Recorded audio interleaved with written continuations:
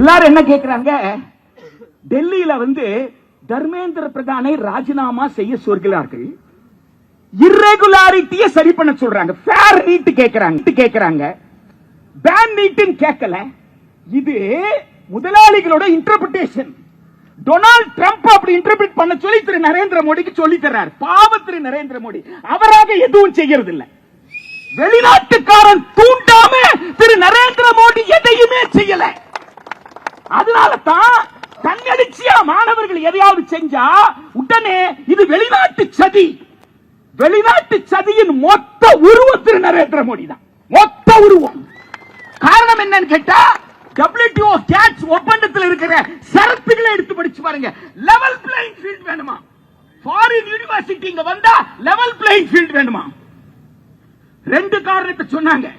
ஒன்று தரத்தை தீர்மானிக்கிறோம், இன்னொன்று வணிகமயத்தை ஒழிக்கிறோம். திரு நரேந்திர மோடி அமைத்தது பேராசிரியர் ரஞ்சித் ராய் சௌத்ரி குழு. அந்த குழு நீட்ட சொல்லல. 92வது நாடாளுமன்ற நிலைக்குழு அறிக்கை 2016 மார்ச் 8 நாடாளுமன்றத்தில் 2 அவையில் தாக்கல் செய்யப்பட்டது. அந்த குழுவுல பாதி பேர் பாஜகவை சார்ந்தவர்கள், எம்பிக்கள். அந்த அறிக்கை நீட் சொல்லல. அந்த அறிக்கை காமன் மெடிக்கல் என்ட்ரன்ஸ் தான் சொல்லிச்சு. எந்த மாநிலங்கள் விரும்பவில்லையோ அந்த மாநிலங்களை விலக்கி வைத்து விட்டுன்னு சொன்னாங்க. கூட்டாட்சி தத்துவத்தின் அடிப்படையில் regulation entry 32 of list 2 schedule 7. நீங்க பாபா சாஹிப்பை எந்த அளவிற்கு படிக்கிறோமோ, ஆனால் அம்பேத்கர் உருவாக்கிய அரசமைப்பு சட்டத்தை நடைபாதை தோறும் வாசிக்க வைக்காத பெரும் குற்றவாளிகள் நாம். அதன் விளைவுதான் 10 ஆண்டு காலமா தெருவில் நிற்கிறோம். வேற எதுவுமே கிடையாது. நமக்கான உரிமை எழுதப்பட்டிருக்கிற அந்த உரிமையை வாசித்து பார்க்க கூட நம்மால் முடியலையே. இந்த ரெண்டு காரணத்தை சொன்னாங்களா? நீட்டுக்கு முன்னாடி ஒரு மருத்துவ கல்லூரியில ஒரு மாணவர் அதிக மதிப்பெண் இருக்கிறவரை சேர்க்காம குறைந்த மதிப்பெண் இருக்கிறவரை சேர்த்துட்டா அது குற்றம். அந்த நிர்வாகத்தின் மீது நீங்க என்ன செய்யலாம்? நடவடிக்கை எடுக்கலாம். அரசு கட்டணத்தை போட்டா அந்த கட்டணத்தை விட கூடுதலா வாங்கினா அது குற்றம். நீங்க வழக்கு தொடுக்கலாம். அது நடந்திருக்கு. இப்போ நீட்டில் என்ன நடக்குதுன்னு கேட்டா, 50% இடத்திற்கு கட்டணம் தீர்மானிக்க முடியாது. நேஷனல் மெடிக்கல் கமிஷன் ஆக்ட் 2019 திரு நரேந்திர மோடி அவருக்கு கொண்டு வந்த சட்டத்தின்படி கட்டணத்தை தீர்மானிக்க முடியாது.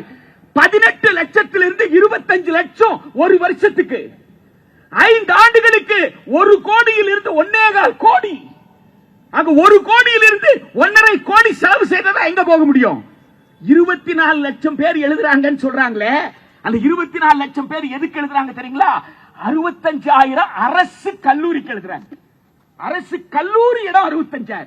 வெறும் 65,000க்கு தாங்க அகில இந்திய அளவில் இந்த தேர்வு அப்படின்னு நினைச்சிட்டு இருக்க. தேர்வே கிடையாது.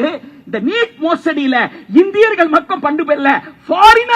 Foreigner overseas citizen of India, NRI, இவன் கூட யாரு போட்டி போடணும்னா தஞ்சாவூர்காரன் போட்டி போடணும். இவன் கூட யாரு போட்டி போடணும்னா திருவள்ளூர் மாவட்டக்காரன் போட்டி போடணும். இவன் கூட யாரு போட்டி போடணும்னா புளியாந்தோப்புக்காரன் போட்டி போடணும். யாரு கூட? லண்டன்காரன் கூட, அமெரிக்காக்காரன் கூட. இதுதான் லெவல் பிளேயிங் ஃபீல்ட். இந்த நீட் நடைமுறையில் உங்களுக்கு 720 மார்க்.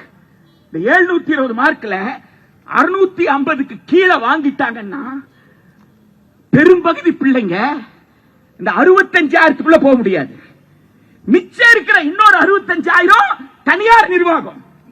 இந்த சிக்கலே வல்லுநர் குழு, உச்ச நீதிமன்றம், நாடாளுமன்ற நிலைக்குழு எல்லாம் சொன்னது தனியார் கல்லூரியை பத்தி தான். தனியார் கல்லூரியில முறைகேடு தான் சொன்னாங்க. இப்ப அந்த தனியார் கல்லூரியில நீட்டுக்கு பிறகு இந்த 650க்கு கீழே ஒருத்த மார்க் வாங்கிட்டா இந்த 500ல இருந்து 650 இருக்கிறவன் அப்ளை பண்றதில்ல, கவுன்சிலிங்கே போறதில்ல. கவுன்சிலிங்ல போறதில்ல. ஏன்னா அவனால என்ன செய்ய முடியாது? 1 கோடி ரூபாய் பணம் கட்ட. அவன் யாரு? ரிப்பீட்டர். அப்ப கவுன்சிலிங்ல யாரா போறான்னா 720க்கு குறைந்தபட்ச தகுதி மதிப்பெண் இந்த வருஷம் 212, போன வருஷம் 137, 147. அதுக்கு முன்னாடி பாத்தீங்கன்னா 107, 109, 117 குறைந்தபட்சம். ஆக இந்த குறைந்தபட்சம் பெற்றாலே 50th பர்சன்டேஜ் இருக்கிற அவன் பேரு. அவன்ல யார் பணம் இருக்கோ அவன் போய் சேர முடியும். இப்ப நீங்க என்ன செய்ய முடியாது? தனியார் கல்லூரிகள ஏண்டா 550 மார்க் வாங்கினவன் ரிப்பீட்டர் அடுத்த நீட்டுக்கு தயாராயிட்டு இருக்கிறான், எப்படிடா 250 மார்க் வாங்கின உள்ள போனான்னு கேட்க முடியாது. ஞானம் ஜெயராமன் அவர்கள் பிடிமன் ஒரு படம் எடுத்தார். அந்த படத்துல இதுதான் அந்த அந்த பிள்ளை, அந்த அப்பா, அந்த விவசாயி அந்த பிள்ளைய நல்லா +2 படிக்க வச்சிருப்பாரு. அவன் பிள்ளையோட ஃப்ரெண்ட் வந்து என்ன செய்வான், சேர்ந்துருவான். கேட்பான், ஏய் உன்னை விட கம்மியா மார்க் வாங்கிட்டானே எப்படா போய் சேர்ந்தான் அப்படின்னு கேட்டா அவங்க அப்பாவால துட்டு கட்ட முடிஞ்சது. நண்பர்களே, தோழர்களே, நீட் நடைமுறையில நீங்க யாரும் கேள்வி கேட்க முடியாது, தனியார் கல்லூரிய கேள்வி கேட்க முடியாது. அவன் என்ன சொல்லுவான், கவுன்சிலிங்ல வந்தான்னு சொல்லுவான். ஏண்டா 50 லட்சம் ரூபாய்க்கு 2014 அலர்னாங்க, 1.25 கோடி ரூபாய் கேட்கறீங்க, கேட்க முடியாது. ஏன்னா சட்டப்படி நேஷனல் மெடிக்கல் கமிஷன் சட்டம் அவனுக்கு என்ன கொடுத்திருக்கு, உரிமை கொடுத்திருக்கு. ஆக நீட் யாருக்கு, குழந்தைக்கா? நீட் யாருக்கு, மருத்துவ கல்விக்கா? நீட் யாருக்கு, தரமான மருத்துவர் உருவாக்குவதற்கா? கிடையவே கிடையாது. நீட் என்ற ஊழல் தனியார் மருத்துவ கல்வி நிறுவனங்களை காப்பாற்றுவதற்காக, அதன் வாயிலாக இவ்வளவு கோடி செலவு செய்து மருத்துவராக வந்தா ஆரம்ப சுகாதார நிலையத்துக்கு வரமாட்டான். போலீஸ்ல உதவாங்கிய உடம்பு வளர்த்த ஆளு ஸ்கூல் டைம்ல இருந்து பார்த்துட்டு இருக்கிறேன். நோம்பாக்க F2 F3 அதுல இருந்து பார்த்துட்டு இருக்கிறேன். இந்த உடம்பு இவ்வளவு பெருசா வளர்ந்திருக்குன்னா போலீஸ் உததான் காரணம். சரியா? இந்த இந்த இந்த உடம்புக்கு என்ன காரணம்?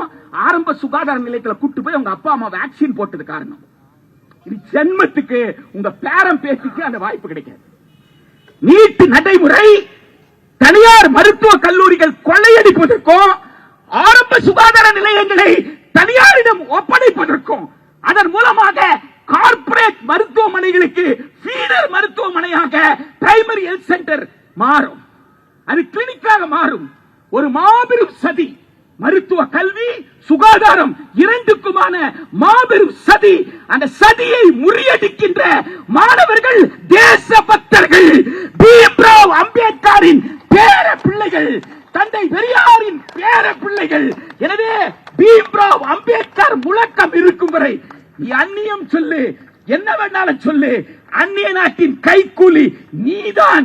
எனவே நீதான் ராஜினாமா செய்ய வேண்டும். நீட் ஒழியும் வரை உலகம் முழுக்க இருக்கிற மாணவர்கள் இந்த போராட்டத்தை வலுவாக நடத்துவார்கள். தொழிலாளி வர்க்கத்துடைய ஒற்றுமை ஓங்கட்டும், மாணவர்கள் ஒற்றுமை, வாலிபர் ஒற்றுமை ஓங்கட்டும். ஜெய் பீம்.